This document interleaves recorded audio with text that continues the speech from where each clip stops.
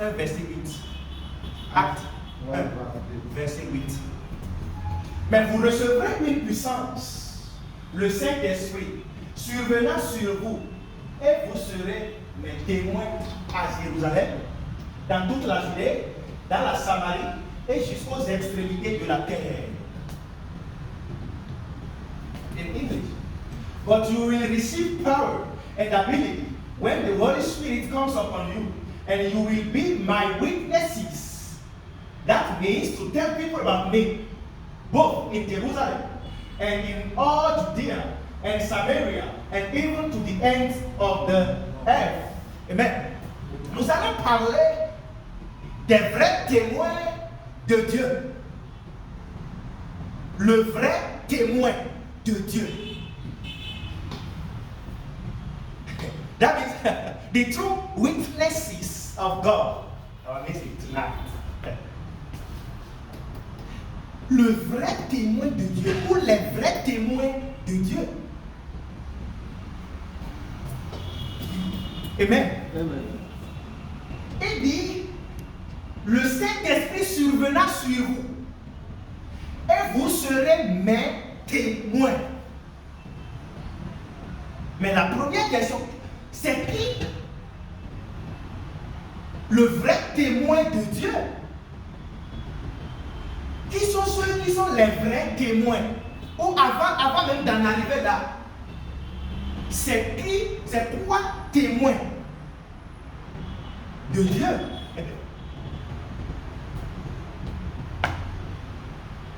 Quand nous parlons des témoins, c'est quoi?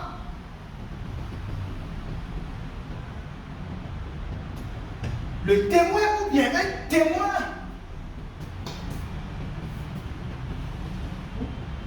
Ok, je vais prendre ça comme ça.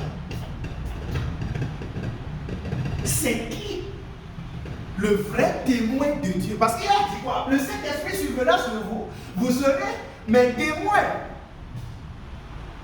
Alors, c'est qui réellement le témoin, le vrai témoin de Dieu?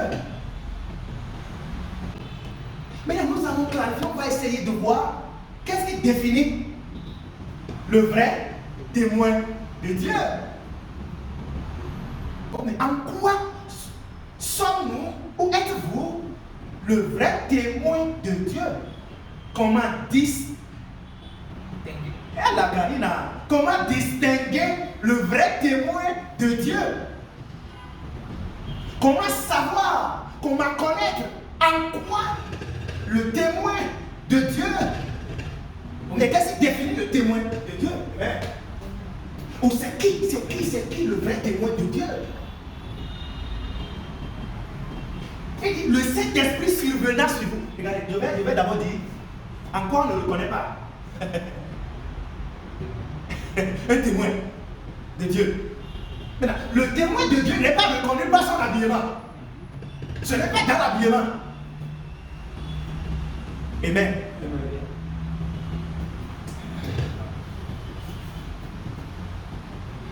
Le fait que je m'habille très bien, je mets cravate,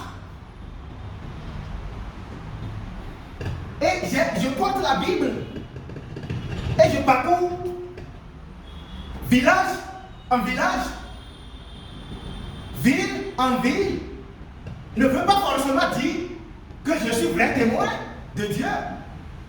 Le fait que quelqu'un passe d'un lieu à un autre avec la Bible en main ne veut pas dire que la personne est forcément le vrai témoin de Dieu. Donc le vrai témoin de Dieu n'est pas connu ou reconnu par son habillement.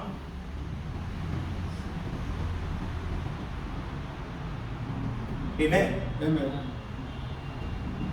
Le vrai témoin de Dieu n'est pas reconnu par le nom de la dénomination religieuse.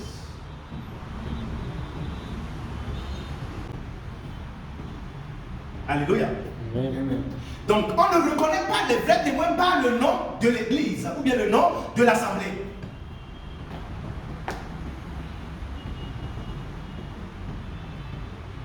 Les vrais témoins de Dieu ne sont pas reconnus aussi par leur mode, la religion, leur mode de prière, leur mode de faire les choses. Non. La religion ne définit pas le vrai témoin de Dieu. La tradition ne définit pas le vrai témoin de Dieu.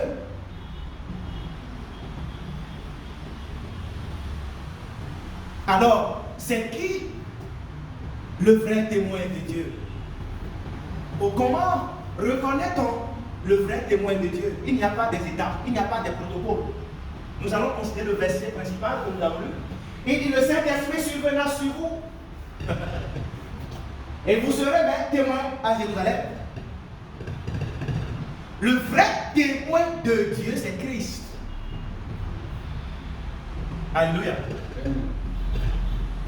Le vrai témoin de Dieu, c'est Christ.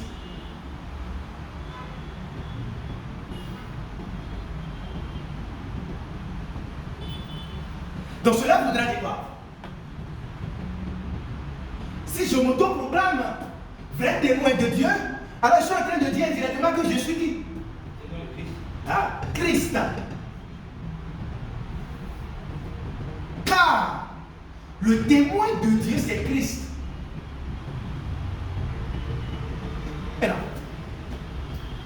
Mais vous recevrez une puissance. Le Saint-Esprit, regardez, jusqu'à ce qu'ils ne reçoivent le Saint-Esprit, ils étaient avec Christ. Mais ils n'étaient pas encore témoins. Ils suivaient Christ, tous les disciples suivaient Christ, mais ils n'étaient pas encore témoins. Donc cela voudrait dire quoi? Le simple fait que je vais à l'église, où je proclame, je dis le nom de Jésus, Jésus, ne veut pas dire que je suis vrai témoin. Ce n'est pas tous ceux qui... Il a dit, ce n'est pas tous ceux qui appellent mon nom. Ils font quoi? La volonté de mon Père. Mais regardez ce que Jésus a dit. Le Saint-Esprit survenant sur vous, alors vous serez mes témoins. Maintenant, pourquoi il a dit le Saint-Esprit survenant sur vous? C'est à ce moment que vous serez mes témoins. Juste parce que c'est lui le témoin. C'est lui le vrai témoin. Donc pour que quelqu'un soit le vrai témoin, il va falloir que lui-même prenne possession de la personne. Amen. Le Saint-Esprit survenant sur vous, c'est qui le Saint-Esprit?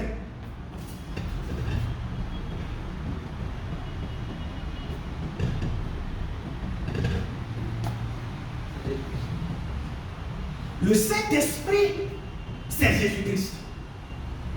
Donc cela voudrait dire quoi? Sans la présence de Christ en quelqu'un, la personne n'est pas quel que soit son... Comment il fait rouler les gens par terre, quel que soit son niveau, son rang, n'est pas encore le vrai témoin de Dieu. Et le vrai témoin de Dieu, c'est Christ dans le croyant.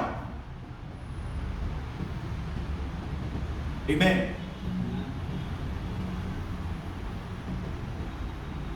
Le Saint-Esprit survenant sur vous, vous alors vous serez les témoins. Les témoins. Donc, c'est capital parce que c'est lui qui est le témoin de Dieu. Donc, pour qu'il rende quelqu'un témoin de Dieu, il va falloir qu'il soit où? À la personne d'abord. Sinon, ce n'est pas de notre propre force que nous sommes en train de faire ce que nous avons fait. C'est Christ qui fait tout au travers de nous. C'est Christ. Quelqu'un peut se retrouver dans les rues avec Bible dans la main, mais n'a pas Christ en lui.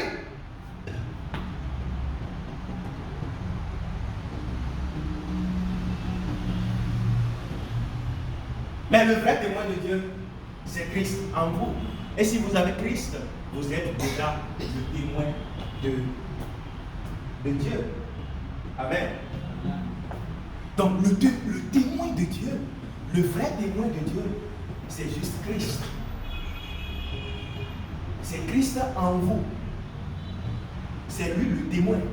Donc parce qu'il est en vous, alors vous êtes le témoin de Dieu. Donc la condition première pour quelqu'un d'être vrai témoin, c'est la présence de Christ en la personne.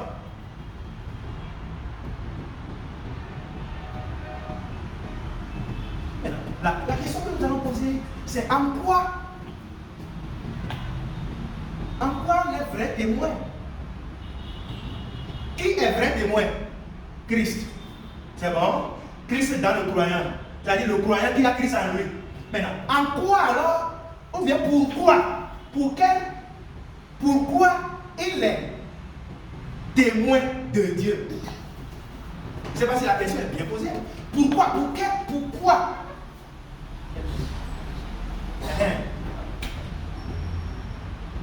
Pour quelle mission?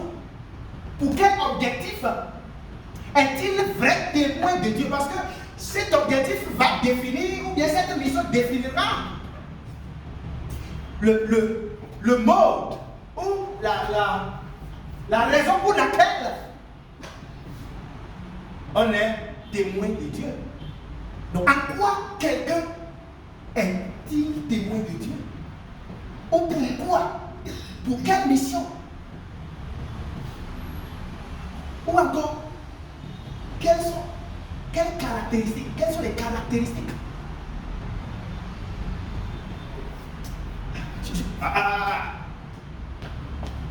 La première condition, nous avons dit, c'est Christ en vous. En quoi? Maintenant, c'est dans le message. C'est pourquoi ce soir nous allons prier. C'est dans le message. En quoi on est vrai témoin de Dieu? C'est dans le message.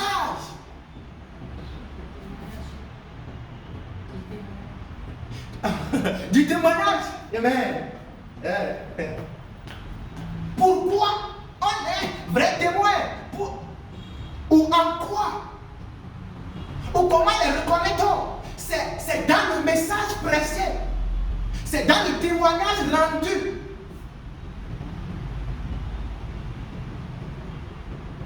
Il dit, vous serez mes témoins.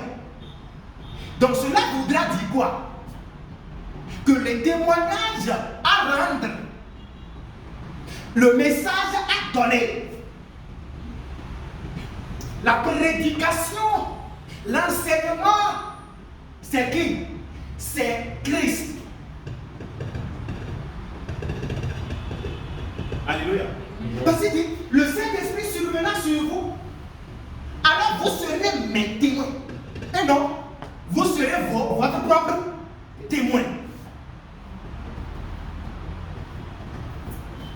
Non, il dit, vous serez mes témoins. Et non, témoin de mon bishop, témoin de mon pasteur, témoin de mon bishop, ou témoin de mes biens matériels. Il dit, vous serez mes témoins. Pas témoin de mon église, ou témoin de ma dénomination religieuse, ou témoin de ma religion. Il dit, vous serez mes témoins. Donc cela voudra dire quoi? Christ est le témoignage. Amen. Christ est le témoignage. Il est la prédication. Il est l'enseignement. Il est la doctrine. Il est le témoignage. Enfin, c'est quoi là? Et il est le témoignage, frères et sœurs. Il n'a pas dit vous, alors vous serez le Saint-Esprit survenant sur vous. Vous serez témoin de quelqu'un d'autre, d'un autre prophète, ou d'un prophète donné, ou d'un apôtre donné, ou bien d'un bien matériel donné que vous possédez. Il y a assez de choses aujourd'hui.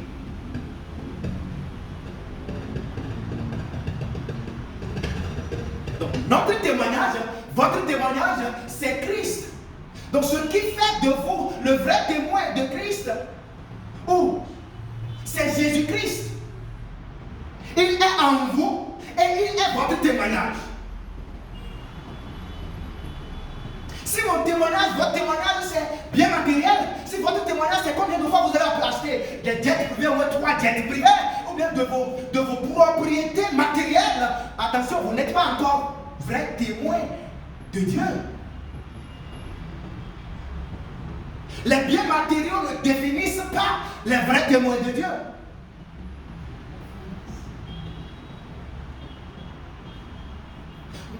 La fortune, la fortune ne définissent pas, ou bien n'est pas le témoignage. Votre fortune n'est pas le témoignage. Non. Votre religion n'est pas le témoignage.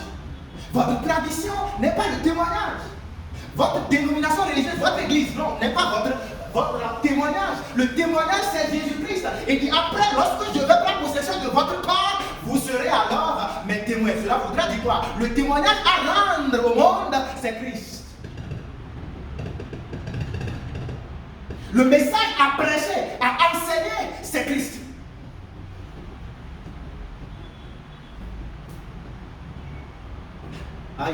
Votre prédication doit être christocentrique, centrée sur Christ. Si ce n'est pas centré sur Christ, vous n'êtes pas encore le témoin que Dieu veut. Vous êtes en chemin.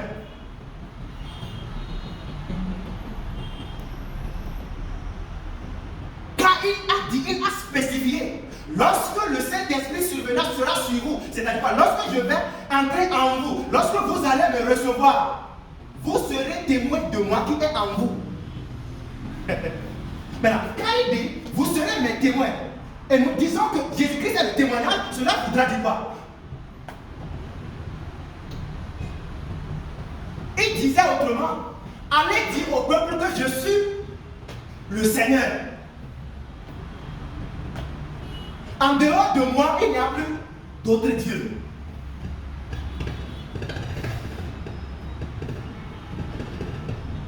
Il disait autrement, allez dire au monde entier que je suis le sauveur.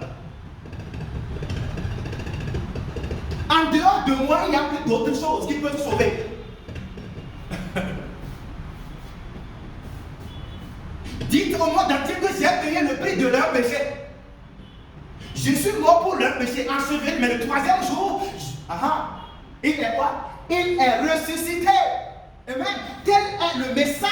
Quand il dit, vous serez mes témoins, témoins de moi, c'est-à-dire quoi? Allez dire au peuple que moi, j'ai payé le prix, je suis leur salut.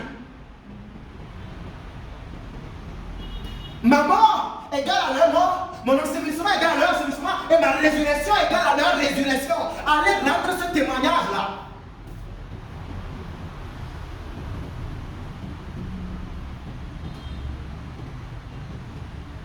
C'est pourquoi il est écrit dans Acte 4, verset 12, qu'il n'y a de salut. Donnez-nous ça. Ça a été le témoignage des premiers disciples.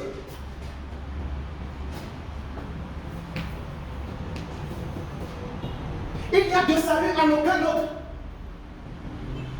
Car il n'y a sous le ciel aucun autre nom qui a été donné parmi les hommes par lequel nous devions être sauvés. Il n'y a pas, il n'y a pas.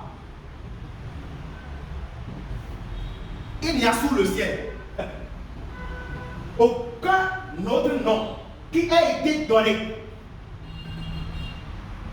Citez les noms. Il y a des gens qui se lèvent aujourd'hui pour dire qu'ils sont Dieu. Sans eux, personne n'aura le salut. Mais, bien aimé, laissez-moi vous dire qu'il n'y a sous le ciel aucun autre nom par lequel quelqu'un peut être sauvé excepté Christ. Donc Christ est le salut du monde. Donc quand il dit vous serez mes témoins, il est en train de dire, allez dire au monde que moi, je suis le sauveur. Et ça a été le message des premiers disciples. Il est mort pour vos péchés, il a payé le prix de vos péchés, mais le troisième jour, il est ressuscité. Et ils ont prêché la résurrection de Christ.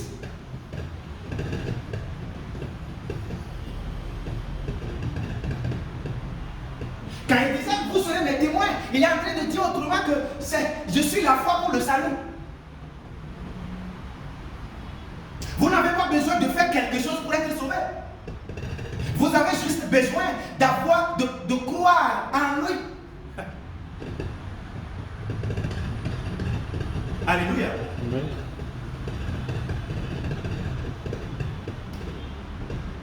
Car c'est par la grâce que nous sommes sauvés au moyen de la foi. Croyez seulement. Croyez seulement. Tel a été le témoignage. Donc si vous ne dites pas croyez seulement, vous n'êtes pas encore croyez seulement. La foi seule, sans les œuvres de la loi, sans l'obéissance au commandement de la loi.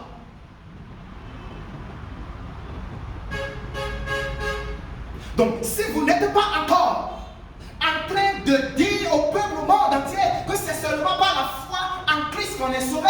Je vous en prie, vous êtes sur le chemin. Car les vrais témoins de Dieu, c'est ceux qui attestent avec certitude, avec assurance, que le salut, c'est par la foi en Christ.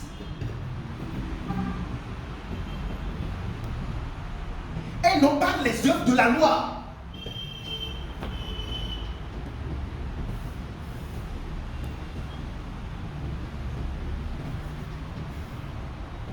Amen.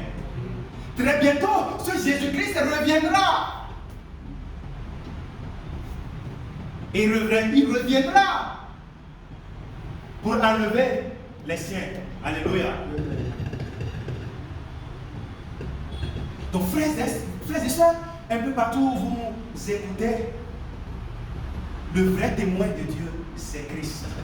Et si vous avez Christ en vous, vous êtes vrai témoin de Dieu.